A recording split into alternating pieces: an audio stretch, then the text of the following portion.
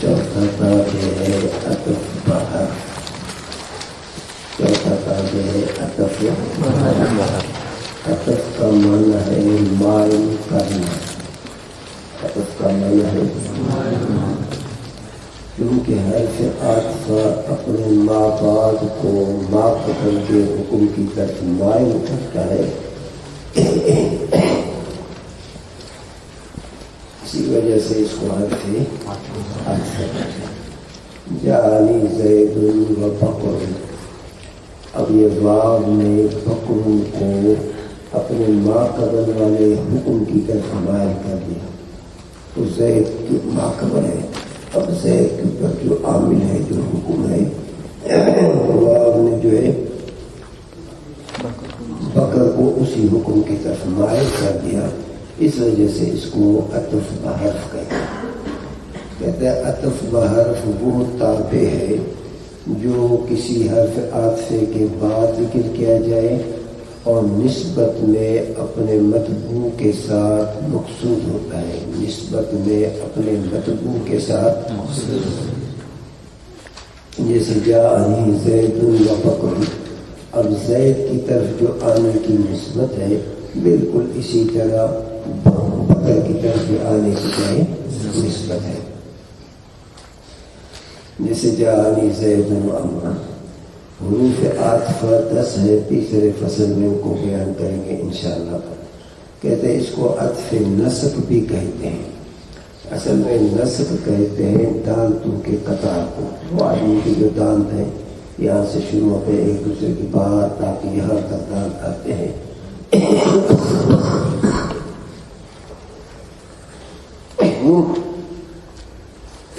تو ان کو عطف نسق بھی کہتے ہیں کیونکہ حرف عطف جو ہے معطوف علیہ کو ایک دوسرے کے ساتھ ایسے ملاتا جاتا ہے.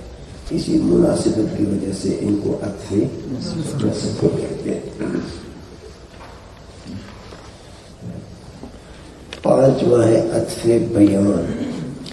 عطف بیان جو ہے وہ تابع ہے جو اپنے مطبوع کو روشن کرے, جو اپنے مطبوع کے مصداق کو روشن کرے. صفت جو ہے اپنے موصوف کو روشن کرتا ہے کسی وصف میں. یعنی زید عالم. اب عالم جو ہے وہ زید کو واضح کرتا ہے, اپنے موصوف کو واضح کرتا ہے, لیکن صفت میں کسی صفت میں ابھی عالم اس کی صفت ہے. اور عطف بیان جو ہے وہ اپنے مطلوب کو واضح کرتا ہے مصداق میں, ذات میں, وصف میں نہیں کے مصداق. جیسے اقسم باللہ ابو حفص. قسم اٹھایا اللہ پاک کا ابو حفص یعنی عمر رضی اللہ تعالیٰ عنہ.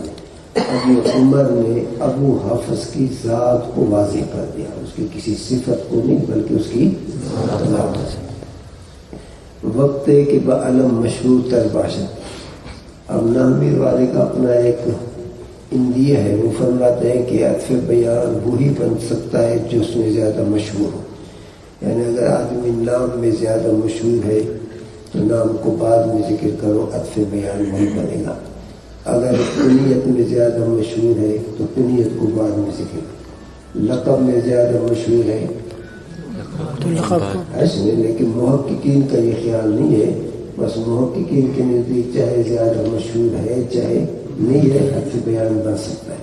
لیکن نحوی والے بزرگ کا یہ خیال ہے کہ جس میں وہ زیادہ مشہور ہو اسی کو کیا ہے عطف بیان.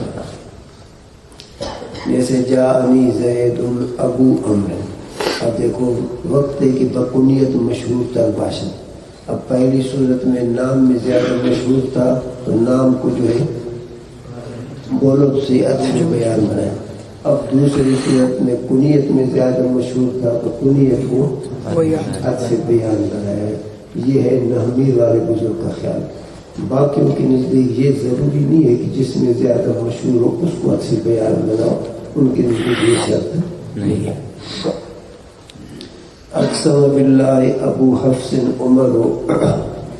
اس کا واقعہ بزرگ یوں لکھتے ہیں کہ ایک دیہاتی آدمی تھا وہ حضرت عمر رضی اللہ تعالیٰ عنہ کی خدمت میں حاضر ہوا کہ میرا گھر دور ہے اور سواری جو ہے میری وہ دبلی پتلی ہے، اس کے پیٹھ پہ بھی زخم ہے، پاؤں میں سوراخ ہے، لہذا آپ مجھے بیت المال سے کوئی سواری دے دیں۔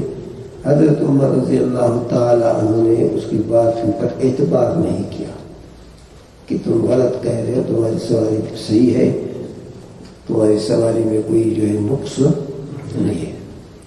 اب وہ دیہاتی جو ہے نا امید ہو کر اپنی اس دبلی کمزور اونٹنی پر سوار ہو کر ایسے جیسے یہ پر بیابان ہے اسی طرح جا رہا تھا۔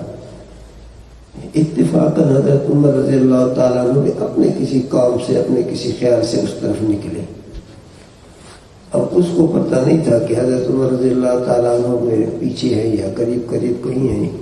یہ اپنے مستانہ ذہن میں ایک شعر پڑھ رہا تھا، اور اس شعر کے اندر جو ہے کیا کہہ رہا تھا، اقسم باللہ ابو حفص عمر، اللہ پاک کا قسم اٹھایا ابو حفص یعنی عمر نے۔ وہ کیا قسم اٹھایا کہ ما مسہا من نقب ولا دبر، نہیں پہنچا ہے اس سواری کو، اس اونٹنی کو، من نقب کا معنی کوئی سوراخ پاؤں میں، نقب کا معنی کرو سوراخ، مطلب سوراخ پاؤں میں، ولا دبر نہ کوئی زخم پیٹھ پہ، نہ کوئی زخم پیٹھ پہ۔ اس نے قسم اٹھایا کہ تمہاری اونٹنی بالکل صحیح ہے، نہ اس کے پاؤں میں کوئی سوراخ ہے، نہ اس کے پیٹھ پہ کوئی زخم ہے۔ سبحان اللہ۔ اب یہ دیہاتی کیا کہہ رہے، اللہم اغفر ان کان فجر، اے اللہ حضرت عثمان رضی اللہ تعالیٰ عنہ کو معاف فرما دے اگرچہ اس نے جھوٹی قسم کھائی ہے، یعنی حقیقت میں تو میرا سواری جو ہے معذور ہے، معیوب ہے، لیکن انہوں نے جو قسم کھا کر فرمایا کہ تمہاری اونٹنی میں کوئی عیب نہیں ہے، اللہ اس کو تو معاف کر۔ حضرت عمر رضی اللہ تعالیٰ جب یہ سنا تو فرمایا اللہم صدق صدق، کہ اللہ اس ارادے کو سچا کر دے، سچا کر دے، یعنی مجھے معاف کر دے۔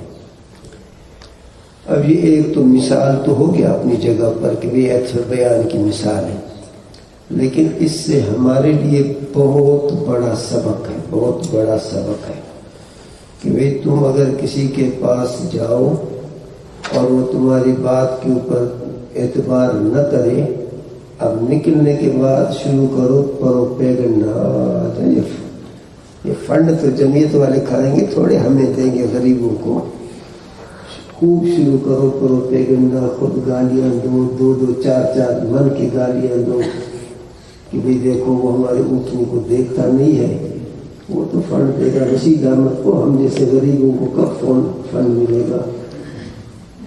یہ سبق ہے کہ اگر تمہاری بات پر کوئی اعتبار نہ کرے تو اس کے لیے پھر بھی نیک دعا کرو، یہ نہیں کہ پروپیگنڈا شروع کر دو، مخالفت شروع کر دو۔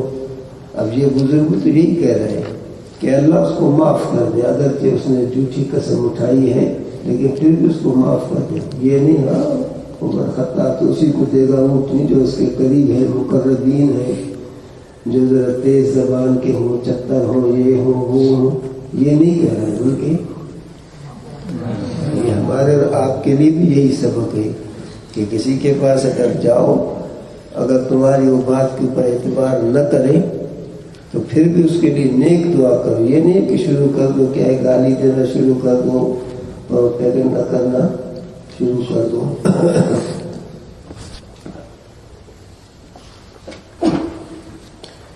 دوسرا فصل منصرف غیر منصرف کے بیان میں ہے۔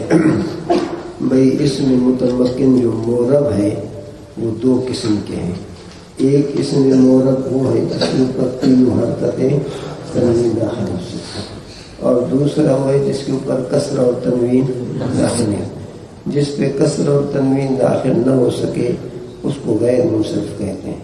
کسر اور تنوین کے داخل نہ ہونے کے وجوہ کو اسباب منصرف کہتے ہیں۔ فصل دوسرا منصرف اور غیر منصرف کے بیان۔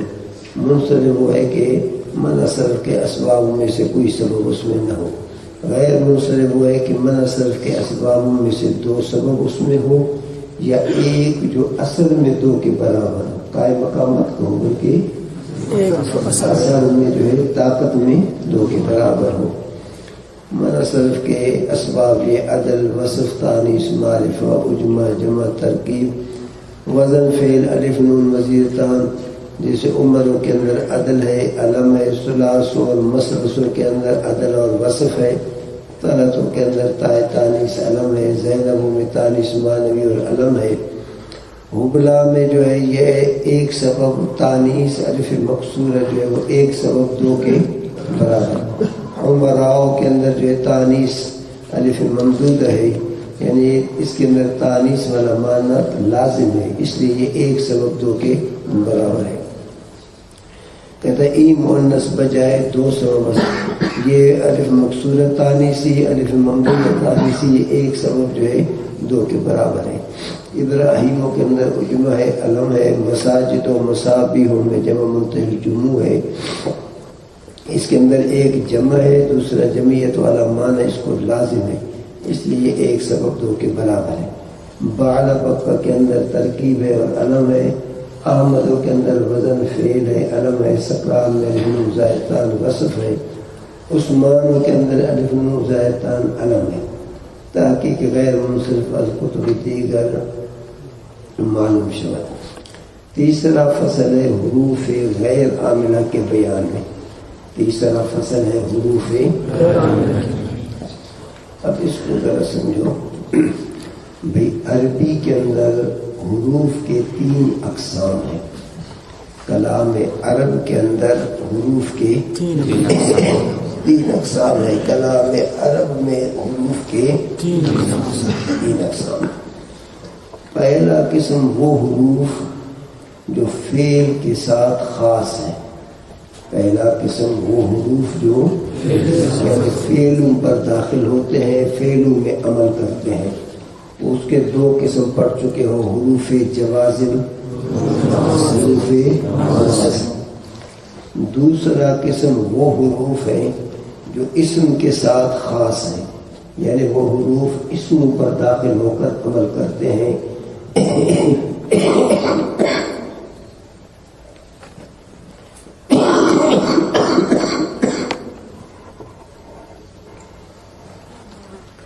اس کی 5 قسمیں پڑھ چکے ہو. فجارہ، حروف ندا، حروف مشبہ بالفعل، معاملہ مشقتان لا الہ الا. اتنی بات آگے ذہن.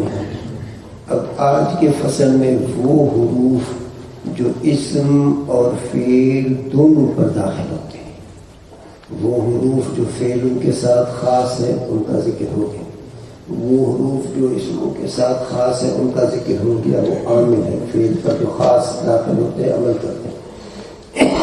جو صرف اسم پر داخل ہوتے ہیں وہ بھی عامل عمل کرتے ہیں. اب وہ حروف جو اسم اور فعل دونوں پر داخل ہوتے ہیں، ایسے حروف جو ہے غیر عامل ہے.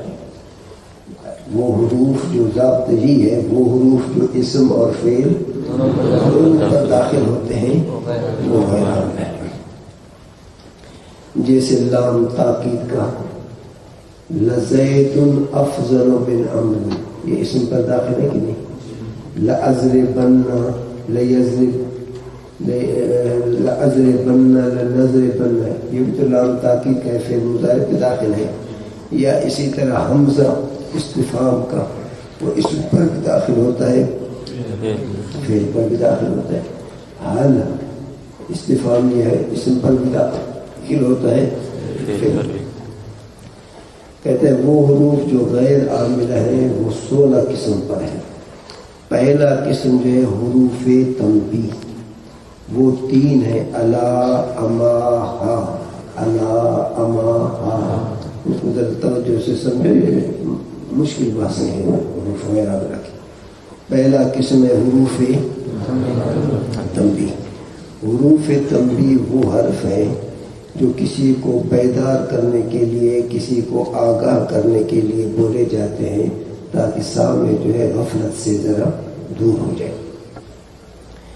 حروف تنبیہ بھی اسے کہتے ہیں، حروف استفتاحیہ بھی اسے کہتے ہیں، حروف افتتاح بھی اسے کہتے ہیں. حروف تنبیہ ان کا نام ہے، حروف استفتاحیہ بھی اسی کا نام ہے، حروف افتتاح بھی اسی کا نام ہے، چونکہ جملے کے شروع میں آغاز میں بولے جاتے ہیں، اسی وجہ سے ان کو افتتاح استفتاحیہ یہ سب اسی کے کیا ہے نام ہے۔ الا جو ہے الا جو ہے یہ جملہ اسمیہ پر بھی داخل ہوتا ہے، جملہ فعلیہ پر بھی داخل ہوتا ہے۔ جملہ اسمیہ پر جیسے الا ان اولیاء اللہ لا خوف علیہم ولا هم یحزنون، اب یہ الا حرف حروف تنبیہ، بعد والے جملے کو کہو گے جملہ منبہہ، جملہ منبہہ، مثلا الا ان اولیاء اللہ، الا حرف حروف تنبیہ ایسا ملا، ان اولیاء اللہ الی آخری جملہ منبہ، یعنی اس چیز کی تنبیہ کر اس کے بعد پھر اس جملے کی ترکیب کرو گے۔ جملہ فعلیہ کی مثال جیسے الا یوم یأتیہم لیس مصروفا عنہم، خبردار وہ دن جو آئے گا ان کے اوپر نہیں ہے یہ لوگ اس دن سے جو ہے پھرنے والے ہٹنے والے۔ اب یہ الا یوم یأتیہم، الا یہ الا جملہ فعلیہ پر داخل ہے، الا ان اولیاء اللہ جملہ اسمیہ پر داخل ہے، تو الا حرف تنبیہ جو ہے وہ دونوں پر داخل ہوتا ہے۔ اتنی بات آ گئی۔ اب یہ غلط فہمی میں مبتلا نہ ہونا کہ الا جو ہے صرف حرف تنبیہ کا ہے، الا جو ہے حرف تنبیہ کے لیے بھی آتا ہے، اس وقت وہ غیر عامل ہوتا ہے، اس کے علاوہ اور کئی معنی کے لیے آتا ہے، مثلا الا عرض کے لیے بھی آتا ہے، جیسے نحمیر کے ابتدا میں پڑھ چکے ہو الا تنزل بنا تصیب خیرہ، قرآن پاک میں اس کی مثال دے دو الا تحبون ان یغفر اللہ لکم، الا تحبون، کیا تم اس چیز کو پسند نہیں کرتے ہو کہ اللہ تعالیٰ تمہیں معاف کر دے، یعنی اس کا مطلب اس کو پسند کرو، الا تحبون۔ اب یہ الا حرف حروف عرض غیر عاملہ، اس میں ہر جگہ الا تنبیہ کے لیے نہیں آتا ہے، تنبیہ کے لیے بھی آتا ہے، اس کے علاوہ کبھی کبھی عرض کے لیے بھی آتا ہے۔ اسی طرح الا جو ہے تحزیز کے لیے بھی آتا ہے، الا کس کے لیے؟ دوسرے کو برانگیختہ کرنے کے لیے بھی آتا ہے۔ الا تقاتلون قوما نکثوا ایمانہم، الا تقاتلون، کیا لڑتے نہیں ہو تم ایسے قوم کے ساتھ جنہوں نے اپنے وعدوں کو توڑ دیا ہے، اس کا معنی ان کے ساتھ لڑو۔ تو اب یہ الا حرف حروف تحزیز غیر عاملہ، الا حرف حروف تحزیز غیر عاملہ۔ اسی طرح الا جو ہے کبھی کبھی توبیخ کے لیے بھی آتا ہے، ڈانٹنے کے لیے بھی آتا ہے، جیسے الا تستحیی من والدک، کیا تم اپنے والد سے شرم نہیں کرتے ہو، اس کا مطلب بولو تو صحیح کرو، الا تستحیی من والدک۔ اب یہ الا کس کے لیے ہے؟ توبیخ کے لیے ہے، الا توبیخ۔ اسی طرح الا جو ہے استفہام کے لیے بھی آتا ہے، مثلا الا تذهب اليوم الى المدرسة، کہ آج کے دن تم مدرسے نہیں گئے ہو، الا تذهب اليوم الى المدرسة، الا تذهب اليوم الى المدرسة۔ تو الا جیسے تنبیہ کے لیے آتا ہے، نحمیر والے نے صرف تنبیہ کا ذکر اس لیے کیا کہ زیادہ وہ تنبیہ میں استعمال ہوتا ہے، باقی اسی طرح کبھی تنبیہ کے لیے ہوتا ہے، کبھی جو ہے عرض کے لیے، کبھی تخزیز کے لیے، تحزیز کے لیے، کبھی توبیخ کے لیے، کبھی استفہام کے لیے۔ اتنی بات آگے ذہن میں۔ آگے دوسرا حرف ہے تنبیہ کا اما، دوسرا حرف کیا ہے تنبیہ کا؟ اما۔ اما جو حرف تنبیہ کا ہے یہ صرف قسم پر داخل ہوتا ہے، یہ کس پر داخل ہوتا ہے؟ جیسے اما والذی ابقا واضحکا، خبردار، والذی کا معنی قسم ہے مجھے اس ذات کی، یہ واو قسمیہ، جو ابقا رلاتا ہے اور جو ہنساتا ہے، جو رلاتا ہے سمساتا ہے. تو اما جو ہے یہ تنبیہ کی جاتا ہے اور یہ صرف قسم پر داخل ہوتا ہے. تیسرا حرف تنبیہ کا کیا ہے؟ بولو تو صحیح. ہاں. ہاں جو ہے یہ 3 معنوں کے لیے آتا ہے. ہاں جو ہے یہ 3 جگہوں پر آتا ہے. ایک تو اس میں اشارہ سے پہلے ہذا، ہذہ، ہؤلاء، اس میں اشارہ سے پہلے جو ہا آ جائے یہ ہا تنبیہ کا غیر عاملہ ہوتا ہے. اصل میں اس میں اشارہ تو صرف زا ہے یا زید ہے، باقی اس سے پہلے جو ہا ہے وہ کیا ہے؟ ہا تنبیہ کا غیر عاملہ. نمبر 2 ہا جو ہے ضمیر مرفوع متصل سے پہلے، ایسا ضمیر مرفوع متصل جس کا خبر اس میں اشارہ ہو. یہ مبتدا ہے ضمیر مرفوع منفصل ہے. یہ ضمیر کیا ہے؟ مرفوع منفصل مبتدا ہے. ایسے مبتدا کا خبر جو ہے یہ اس میں اشارہ ہے. تو ایسے مبتدا سے پہلے بھی ہا آتا ہے، وہ ہا تنبیہ کا ہوتا ہے. جیسے ہا انتم ہؤلاء، ہا انتم. دیکھو یہ انتم ضمیر مرفوع منفصل مبتدا ہے اور اس کی خبر جو ہے وہ اس میں اشارہ ہے. اب ایسے مبتدا سے پہلے جو ہا آ جائے تو وہ ہا غیر عاملہ ہا تنبیہ کا ہوتا ہے. اتنی بات ابھی ذہن میں.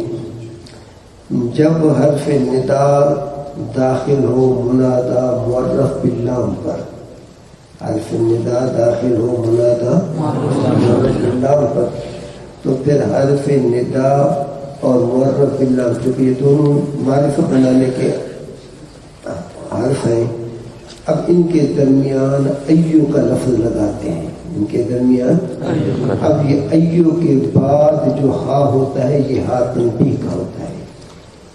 یہ ایو ہا کے بعد یا ایھا النبی، یا ایھا المزمل، یا ایھا الانسان ما غرک، یا ایھا المدثر.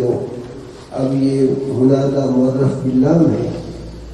اس میں اس سے پہلے جب حرف ندا آ جائے تو حرف ندا اور معرف باللام کے درمیان ایو کا لفظ لاتے ہیں. بظاہر تو یہ لگ رہا ہے کہ یہ ایو مضاف ہے ہا کی طرف. اس اضافت کی وجہ سے اس کا تنوین ایون سے ایو ہو گیا حذف، لیکن یہ غلط ہے. یہ مضاف نہیں ہے بلکہ یہ ایو منادا مفرد معرفہ، منادا مفرد معرفہ مبنی علی رفع الضم ہے. جیسے یا رجلو، بس یوں سمجھو کہ ایو جو ہے اس رجلو کی جگہ پر ہے. جو یا رجلو کا حکم ہے ایو کا بھی کیا حکم ہے. تو اس کے بعد جب بھی ہا آ جائے وہ ہا تنبیہ کا غیر عامل ہوتا ہے، وہ ہا تنبیہ کا. ان بتا دیں میں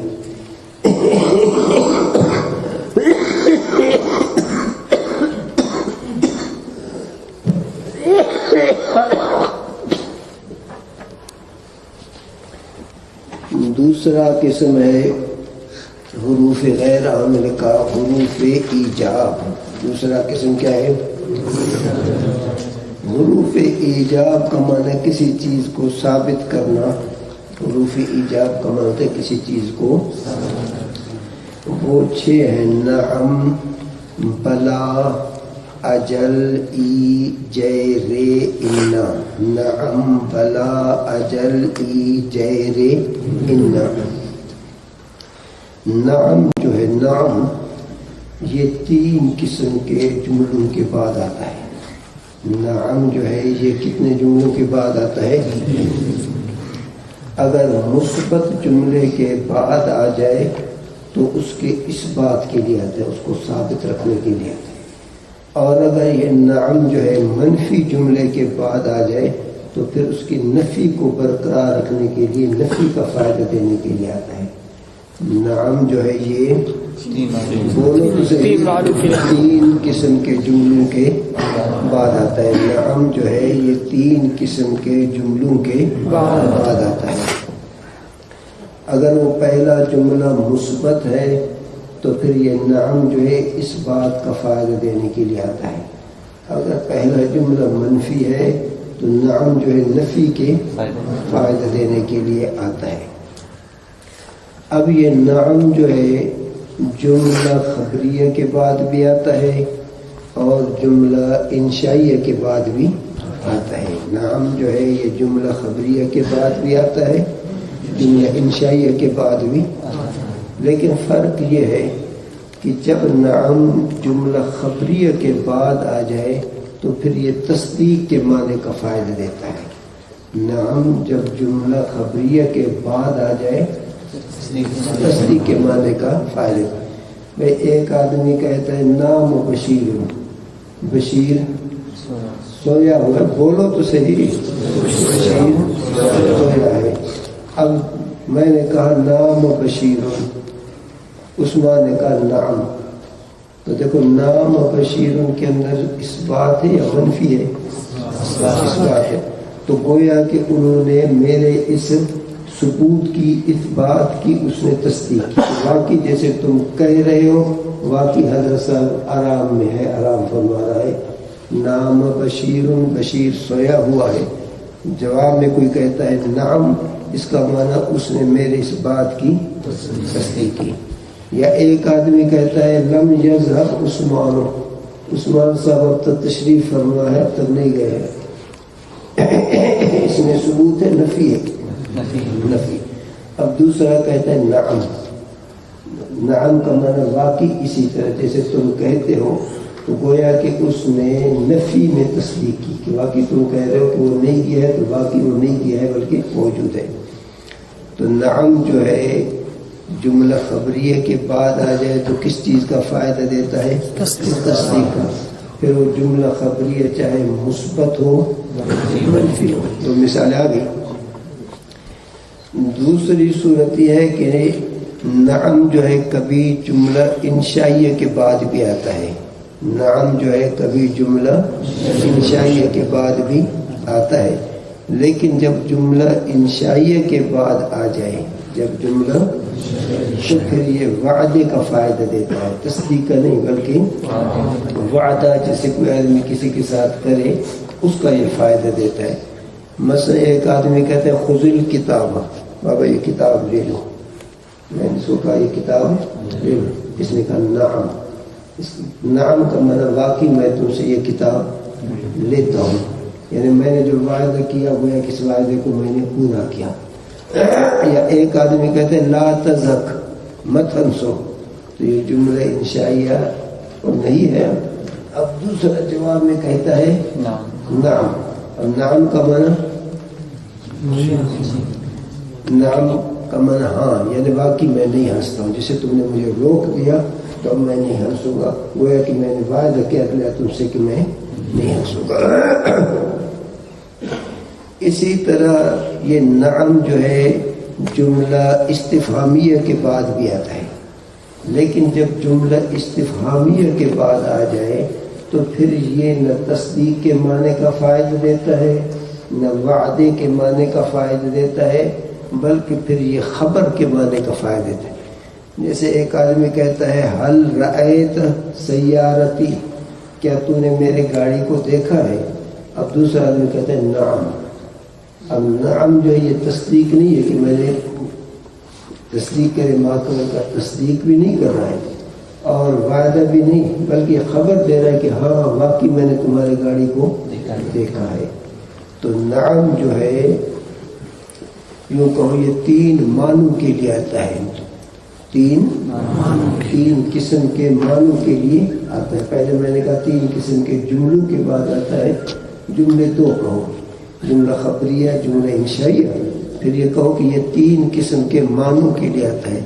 کبھی نعم تصدیق کے لیے آتا ہے، کبھی نعم وعدہ کے لیے آتا ہے، اور کبھی نعم خبر دینے کے لیے آتا ہے. نعم کی بات ہوگی. آگے ہے بلا. آگے کیا ہے؟ بلا. بلا جو ہے وہ تکذیب نفی کا فائدہ دیتا ہے. بلا جو ہے یعنی نفی کی جو تکذیب ہے اس کو توڑتا ہے.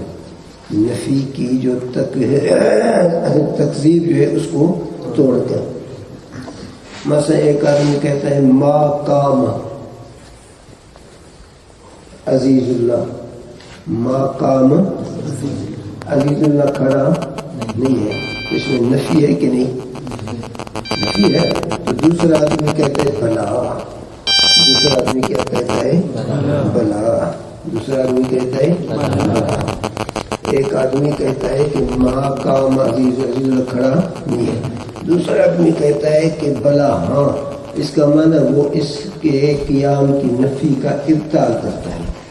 اس کے قیام کی نفی کی، اب اس نفی کی قیام کی تکذیب کرتا ہے، یعنی ابطال کرتا ہے.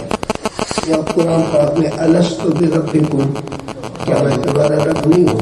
قالوا بلا. اب یہ بلا جو ہے اس نفی کی تکذیب کرتا ہے، یعنی اس نفی کو باطل کر کے اس کو مثبت بناتا ہے. اس کا معنی ہاں یا نہیں، اس کا معنی میں تمہارا رب ہوں. تیسرا حرف ہے اجل. یہ اجل جو ہے بالکل نعم کی طرح ہے. اجل کس کی طرح ہے؟ نعم کی طرح. جیسے نعم دو جملوں کے بعد آتا ہے تو اجل بھی دو جملوں کے بعد آتا ہے. جیسے نعم 3 معنوں کا فائدہ دیتا ہے تو اجل بھی 3 معنوں کا فائدہ دیتا ہے. آگے ہے ای. آگے کیا ہے؟ ای. یہ ای جو ہے یہ بھی بالکل نعم کی طرح ہے، صرف تھوڑا سا اس میں فرق ہے کہ ای کے بعد قسم کا کلمہ لانا واجب ہے. ای جو ہے یہ بالکل نعم کی طرح ہے لیکن لانا واجب. بھئی ایک آدمی کہتا ہے حل قرأت الصحیفۃ، کیا تم نے صحیفے کو، کتاب کو پڑھا ہے؟ تو اب کہتے ہیں ای واللہ قرأت الصحیفۃ، ہاں مجھے قسم ہے اللہ کی کہ میں نے صحیفے کو پڑھا ہے. اب ای جو ہے بالکل نعم کی طرح ہے، یعنی ماقبل میں اس بات ہے تو اس بات کو فائدہ دینے کے لیے آتا ہے. اگر ماقبل میں نفی ہے تو، لیکن صرف نعم میں اور ای میں فرق یہ ہے کہ ای جملہ قسمیہ کا ہونا ضروری ہے، قسم اس کے ساتھ ہونا ضروری ہے، قسم کا لانا واجب ہے اس کے بعد. آگے ہے جیری. یہ جیری جو ہے جیر نہیں پڑھا جاتا، یہ مبنی بر کسر ہے، یہ بالکل نعم کی طرح ہے. یہ کس کی طرح ہے؟ نعم کی طرح. ان جو ہے یہ بھی نعم کی طرح ہے. ان یہ کس کی طرح ہے؟ نعم کی طرح ہے. لیکن ان کی 2 صورتیں ہیں استعمال کی. یا تو یہ 2 جملوں کے درمیان آ جائے. جب یہ 2 جملوں کے درمیان آ جائے تو اس کو ان اپنے اصلی شکل میں پڑھا جاتا ہے. ان اس کو اپنے اصلی، مثلا ایک آدمی کہتا ہے حل جاءک زید، کیا تمہارے پاس زید آیا ہے؟ میں نے اس سے پوچھا حل جاءک رجل، کیا تمہارے پاس ایک مرد آیا ہے؟ اب یہ جواب میں کہتا ہے ان جاءنی زید. ان کا معنی نعم جاءنی زید، ہاں میرے پاس زید آیا. اب یہ ان حرف ضرور مشبہ بالفعل نہیں، کیونکہ حروف مشبہ بالفعل ان اسم پر داخل ہوتا ہے، اور یہ جو ان ہے یہ کس پر داخل ہوتا ہے؟ فعل پر. اب یہ 2 جملوں کے درمیان آیا نہ آیا؟ پہلے حل جاءک رجل، یہ ایک جملہ. اب اس کے بعد ہے ان جاءنی رجل.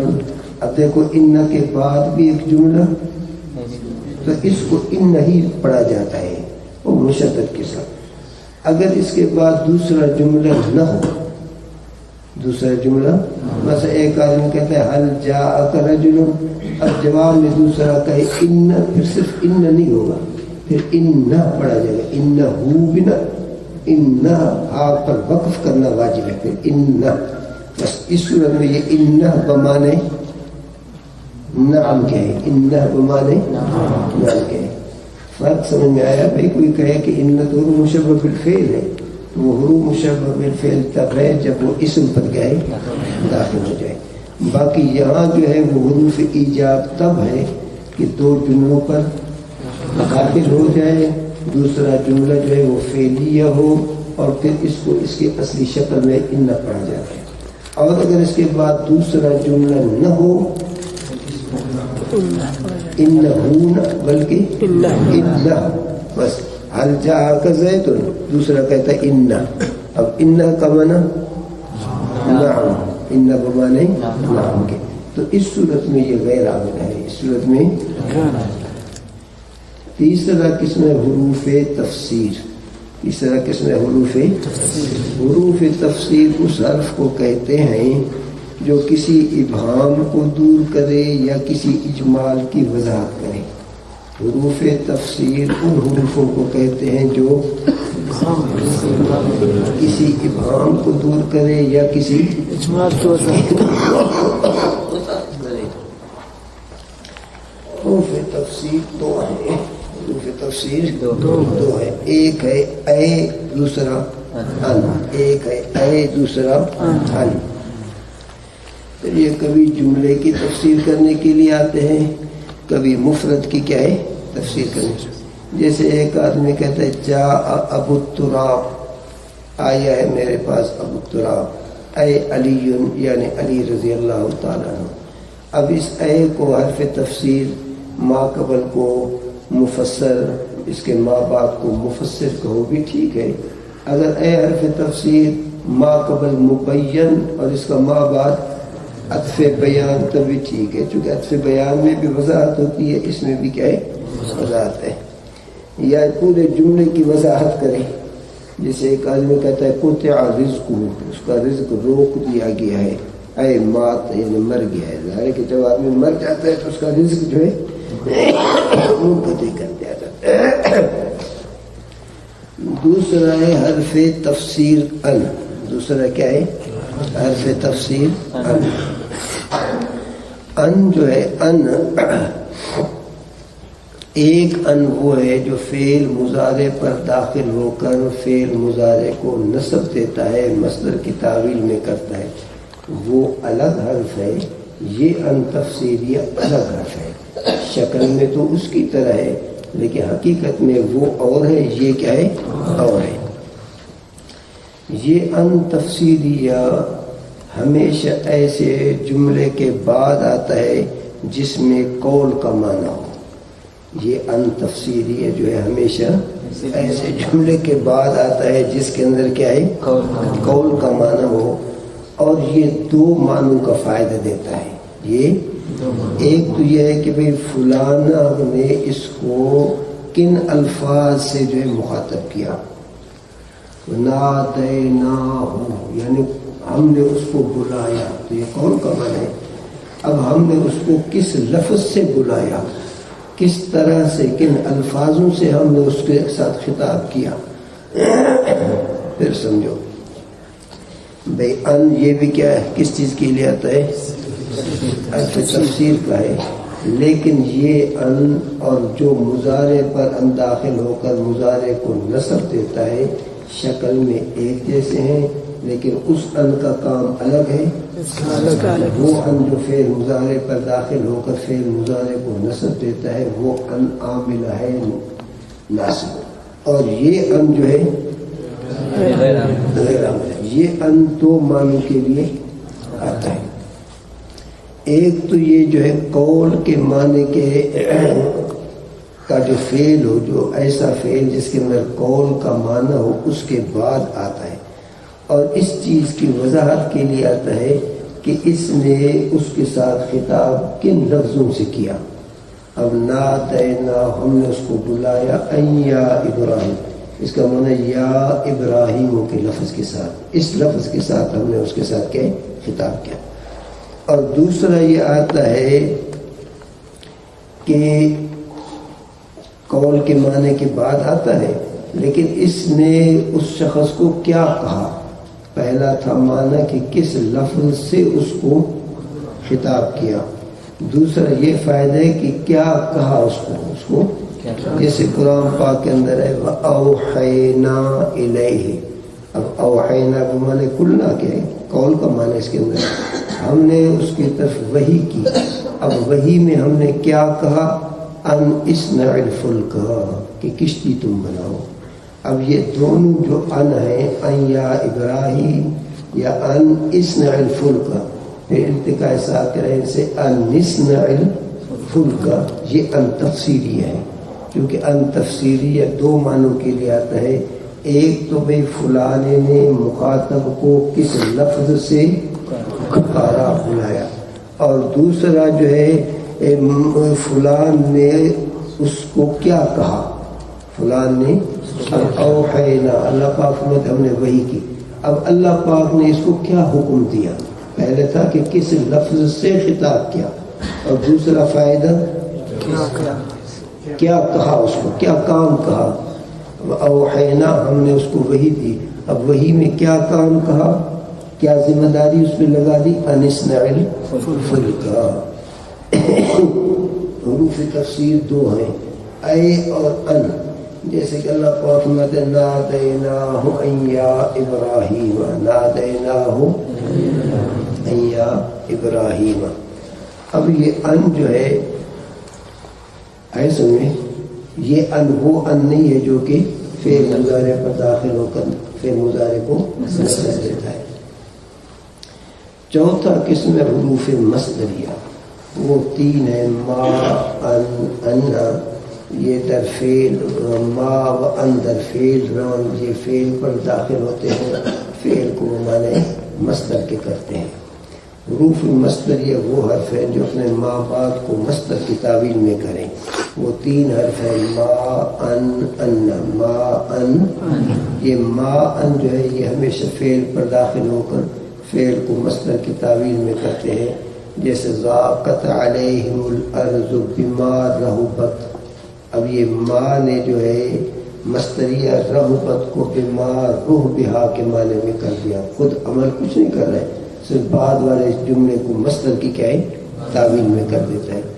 یا اسی طرح جو ہے ان، وہ بھی کیا ہے مصدر کی تعویل میں فعل کو کر دیتا ہے. ان جو ہے وہ بھی فعل پر داخل ہو کر فعل کو ان مصدریہ جو ہے یہ جب فعل مضارع پر داخل ہو تو عامل ہے، عمل کرتا ہے. لیکن یہی ان جب ماضی پر داخل ہو تو پھر غیر عامل ہے. اس وجہ سے اس کو غیر عامل میں بھی شمار کیا کہ ایک صورت تو غیر عامل کی بن گئی کہ یہ ان جو ہے مصدریہ اگر مضارع پر داخل ہو عامل ہے جسے پڑھ چکے ہو، اور اگر یہ ماضی پر داخل ہو غیر عامل ہے. تو اس وجہ سے نحوی والے نے اس ان کو حروف غیر عاملہ میں شمار کر دیا. اور ہے انا، اور کیا ہے انا، یہ جملہ اسمیہ پر داخل ہوتا ہے اور جملے کو جو ہے مصدر کی تعبیر میں کرتا ہے، لیکن یہ درمیان سے خود ہٹ جاتا ہے بس، اس لیے اس کو غیر عامل شمار کیا. لیکن ہے تو عامل، لیکن یہ درمیان سے کیسے. اعجبنی ان زیدا فاضل، اعجبنی اب دیکھو ان زیدا کو نصب دے رہا ہے، فاضل کو رفع دے رہا ہے، لیکن اب یہ اس کو مصدر کی تعبیر میں کرے گا. تو مصدر کی تعویل سے مراد مضمون جملہ. اس کا مضمون جملہ کیسے نکالو گے؟ بولو بھئی. خبر جو ہے اگر مشتق ہو تو اس کا مصدر نکال کے اس کو مبتدا کی طرف مضاف کی جاتی ہے. اب خود پھر اس صورت میں ان درمیان سے ہٹ جائے گا. اعجبنی فضل زید، اب ان ہٹ گیا نہ ہٹا، تو اس وجہ سے اس کو اس نے غیر عامل میں شمار کیا کہ گویا کہ یہ عمل نہیں کرتا ہے.